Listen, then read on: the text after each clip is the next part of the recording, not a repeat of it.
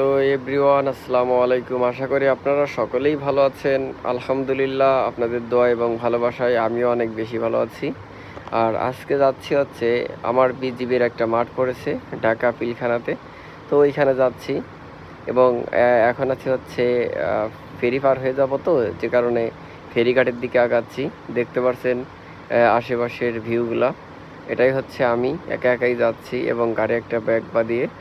তো দেখতে দেখতে চলে আসলাম ফেরির উপর এবং সাইডে তাকিয়ে দেখলাম ছোট্ট একটা সৌন্দর্য স্মৃতি, মানে এত সুন্দর লাগছিল।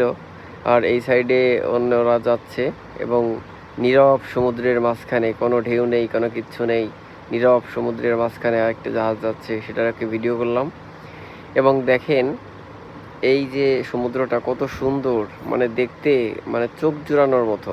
আর এই দিকে ওই যে ট্রলারটা দেখতে পাচ্ছেন, ওর ওই পাশে হচ্ছে ঘোলা পানি আর এই পাশে হচ্ছে নিজেল পানি, যেটা আমরা ফোনের মাধ্যমে দেখতে পাই। এই যে এখানে দেখেন, ওই সাইডে হচ্ছে ঘোলা, এই সাইডে হচ্ছে নিজেল পানি। মানে এই দুইটা পানি কখনো একসাথে হয় না, এই দুইটা আলাদা আলাদা থাকে। আর এই দিকের যে ভিউটা জাস্ট অসাধারণ, মানে এক কথাই মানে দুপুরে আসতেছিলাম যখন, তখনই আমি মনে মনে ভাবতেছিলাম মানে এত সুন্দর লাগতেছিল। তো দেখতে দেখতে আমরা এই পারে চলে আসছি। এখনই হয়তো আমাদের নামতে হবে এখান থেকে এবং আমাদের পরবর্তী যে বাসে যাইতে হবে। তো এখন এইখানেই শেষ করছি এবং পরবর্তী ভিডিও আবার দেব।